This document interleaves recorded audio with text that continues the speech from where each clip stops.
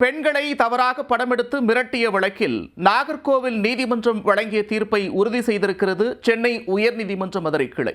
நாகர்கோவில் காசிக்கு வாழ்நாள் முழுவதும் ஆயுள் தண்டனை உறுதி செய்யப்பட்டிருக்கிறது. வழக்கின் விவரம் என்ன? சமூக வலைதளங்கள் மூலம் பெண்களிடம் பழகி அவர்களை ஏமாற்றி தவறான கோணத்தில் புகைப்படங்கள் மற்றும் வீடியோக்களை எடுத்து அதை இணையத்தில் வெளியிடுவதாக மிரட்டி லட்சக்கணக்கில் பணம் பறித்ததாக நாகர்கோவிலைச் சேர்ந்த காசி மீது குற்றச்சாட்டு எழுந்தது. அவரால் பாதிக்கப்பட்ட பெண்கள் கொடுத்த புகார்களின் அடிப்படையிலும் கந்துவட்டி புகாரின் அடிப்படையிலும் நாகர்கோவில், கோட்டார், வடச்சேரி, நேசமணி நகர் காவல் நிலையம், நாகர்கோவில் அனைத்து மகளிர் காவல் நிலையம், கன்னியாகுமரி அனைத்து மகளிர் காவல் நிலையம் ஆகியவற்றில் 6 வழக்குகள் பதிவு செய்யப்பட்டன. இதையடுத்து தமிழ்நாடு முழுவதும் விஸ்வரூபம் எடுத்த இந்த வழக்கை சிபிசிஐடி போலீசாருக்கு மாற்றி அரசு உத்தரவிட்டது.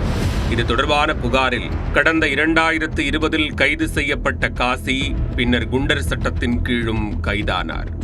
சிபிசிஐடி விசாரணையில் காசியின் மடிக்கணினியிலிருந்து 1900 ஆபாச புகைப்படங்கள் மற்றும் 400க்கும் மேற்பட்ட ஆபாச வீடியோக்கள் கைப்பற்றப்பட்டன. 100க்கும் மேற்பட்ட பெண்கள் இவரால் ஏமாற்றப்பட்டதாக சிபிசிஐடி தரப்பில் தெரிவிக்கப்பட்டது. பின்னர் இந்த வழக்கு விசாரணையை நடத்திய நாகர்கோவில் விரைவு நீதிமன்றம் காசிக்கு ஆயுள் தண்டனையுடன் 1,10,000 ரூபாய் அபராதம் விதித்து தீர்ப்பு வழங்கியது. காசி மதுரை மத்திய சிறையில் அடைக்கப்பட்டார். இது தவிர கந்துவட்டி மற்றும் மிரட்டல் வழக்குகளிலும் இவருக்கு தனித்தனியாக சிறை தண்டனைகள் விதிக்கப்பட்டிருந்தன. இந்த தீர்ப்பை எதிர்த்து காசி சென்னை உயர்நீதிமன்ற மதுரை கிளையில் மேல்முறையீட்டு மனு தாக்கல் செய்தார்.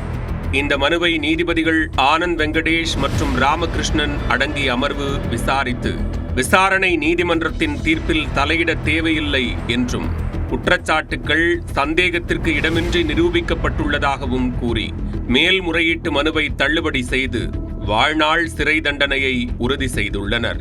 தீர்ப்பில் நீதிபதிகள் பாலியல் வன்கொடுமையால் பாதிக்கப்படுபவர்களின் தனிப்பட்ட உரிமையை பாதுகாப்பதும் குற்றவாளிகளை கடுமையாக தண்டிப்பதும் அரசியலமைப்பின் கடமை என்று குறிப்பிட்டுள்ளனர்.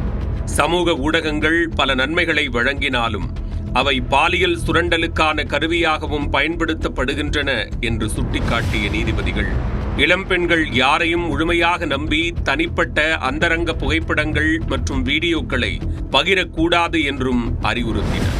மேலும் இந்த தீர்ப்பு பெண்களுக்கு விழிப்புணர்வு ஏற்படுத்தும் வகையில் இருப்பதால் தமிழ், ஆங்கிலம் மற்றும் இந்தி ஆகிய 3 மொழிகளிலும் வெளியிடப்படுவதாக நீதிமன்றம் தெரிவித்தது. தனிப்பட்ட புகைப்படங்களை வைத்து மிரட்டி பாலியல் சுரண்டல் நடத்தும் குற்றங்கள் தொடரும் நிலையில் இளம் பெண்கள் விழிப்புடன் செயல்பட வேண்டுமென்றும் நீதிமன்றம் வலியுறுத்தியுள்ளது.